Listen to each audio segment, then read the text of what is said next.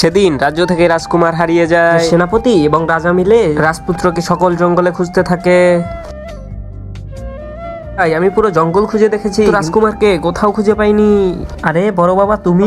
আমার 5 বছরের শিক্ষা শেষ হয়ে গেছে, তাই আমি ফিরে এসেছি। একটা যোদ্ধা হয়ে গেছি, আমি যে কোনো যুদ্ধ জয় করতে পারবো। হয় বুঝলাম, কিন্তু তোমার ছোট ভাই তো হারিয়ে গেছে, তাকে এখন কোথায় পাবো? তারপরেই দেখা যায় রাজপুত্রকে জঙ্গলের লোকেরা ধরে রেখেছে।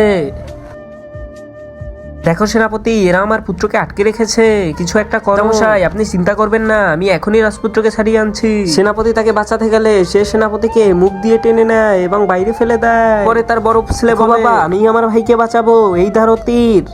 কিন্তু যখনই সে তীর মারে, তীর গিয়ে লাগে সেনাপতির গায়ে এবং সেনাপতি মরে যায়।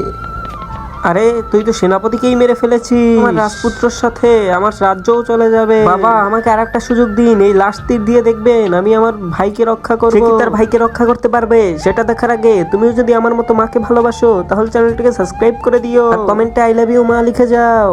অনেকক্ষণ ধরে নিশানা ঠিক করার পর সে যখনই তীর মারতে যাবে তখনই গিয়ে লাগে তার ভাইয়ের মাথায়।